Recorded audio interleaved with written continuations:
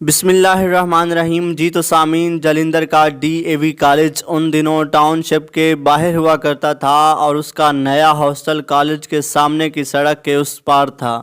जगजीत सिंह उसी होटल में रहते थे। लड़के उनके आसपास के कमरों में रहना पसंद नहीं करते थे क्योंकि जगजीत सिंह सुबह 5 बजे उठकर 2 घंटे रियाज करते थे। वो ना खुद सोते थे ना बगल में रहने वाले लड़कों को सोने देते थे। बहुत कम लोगों को पता है कि उन्हीं दिनों ऑल इंडिया रेडियो के जालंधर स्टेशन ने उन्हें नीम क्लासिकी गुलकारी में फेल कर दिया था। हाँ, क्लासिकी गुलकारी में उन्हें बी ग्रेड के गुलकार का दर्जा दिया गया। एक बार मशहूर फिल्म हिदायतकार सुभाष घई और जगजीत सिंह अपनी अपनी यूनिवर्सिटियों की तरफ से एक inter state university youth festival में हिस्सा लेने के लिए बेंगलोर गए थे।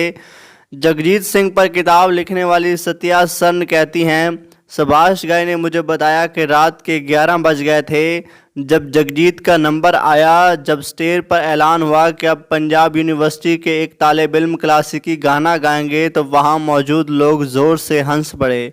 उनकी नज़र में पंजाब तो भंगड़े के लिए मशहूर था। सत्या सन को सुभाष घई ने बताया, जैसे ही वो स्टेज पर आए तो लोग सीटी बजाने लगे। मैं सोच रहा था कि वो बुरी तरह से फ्लॉप होने वाले हैं। उन्होंने शदीद शोर के दरमियान आंख बंद करके आलाप शुरू किया। 30 सेकंड के बाद वो गाने लगे। आहिस्ता आहिस्ता जैसे जादू छा गया। वहाँ मौजूद लोग क्लासिकी मौसीकी समझते थे। जल्द ही तालियों की आवाज़ आने लगी, पहले थम थम कर और फिर पूरे जोश से। जब उन्होंने गाना ख़त्म किया तो इतनी ज़ोर से तालियां बजी कि मेरी आंखों में आंसू आ गए। वहाँ जगजीत सिंह को पहला इनाम मिला। 1965 में जगजीत सिंह मुंबई पहुंचे, जहां उनकी मुलाकात उस वक्त की उभरती गुलकारा चित्रा सिंह से हुई। चित्रा सिंह कहती हैं, जब मैंने पहली बार जगजीत को अपनी बालकोनी से देखा था तो वो इतनी टाइट पैंट पहने हुए थे कि उनसे चला भी नहीं जा रहा था। वो मेरे पड़ोस में गाने के लिए आए थे। मेरी पड़ोसन ने मुझसे कहा कि मौसीकी सुनोगी, क्या गाता है, क्या आवाज़ पाई है। वो कहती हैं, लेकिन जब मैंने पहली बार उन्हें सुना तो मुझे कतई अच्छे नहीं लगे। मैंने 1 मिनट बाद ही टेप बंद कर देने को कहा।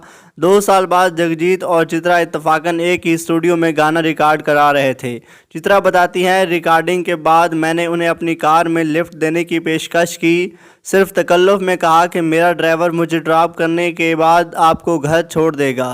वो कहते हैं कि जगजीत सिंह मगरबी आलात के साथ स्टूडियो फोक रिकॉर्डिंग के ज़रिए गज़ल को नए दौर में लाए। 1979 में उनकी रिकॉर्ड कम अलाइव आया। उसमें कई नई चीज़ें थी, जैसे कंसर्ट की लाइव रिकॉर्डिंग, गज़ल सुनाते सुनाते जगजीत सिंह का सुनने वालों से बातचीत करना और कभी कभी लतीफ़े सुनाना। किरदार सिंह कहते हैं कि उसकी वजह यह थी कि वह अपने मुदाहों के साथ रब्ता कायम करना चाहते थे और उन्हें साथ लेकर चलना चाहते थे। चित्रा सिंह कहती हैं कि वो लतीफ़े इसलिए सुनाया करते थे ताकि साजिंदों को थोड़ा आराम मिल जाए। शायर और फिल्मसाज गुलजार के टीवी सीरियल मिर्ज़ा गालिब से भी जगजीत सिंह का बहुत नाम हुआ। तलत महमूद, बेगम अख्तर, मेहदी हसन, लता मंगेशकर और सुरैया जैसे गुलकार सब गालिब का कलाम गा चुके थे। ऐसे में जगजीत सिंह को उन सब से अलग होना था। इस एल्बम के साथ जगजीत सिंह ने तारीख बना दी। सत्या सरन कहती है, गुलजार और जगजीत दोनों काबिल, तख्लीकी और जीनियस, लेकिन दोनों में थोड़ा मुकाबला भी रहता था, लेकिन साथ ही एक हम आहंगी भी थी। गुलजार चाहते थे कि कोई ऐसा साज इस्तेमाल ना हो जो गालिब के दौर में नहीं था। जगजीत सिंह इससे खुश नहीं थे, लेकिन गुलजार अपनी बात पर कायम रहे और आखिर में उनकी चली। 1999 में जब जगजीत सिंह पाकिस्तान गए तो उस वक्त पाकिस्तान के सदर जनरल परवेज़ मुशर्रफ के घर भी गए।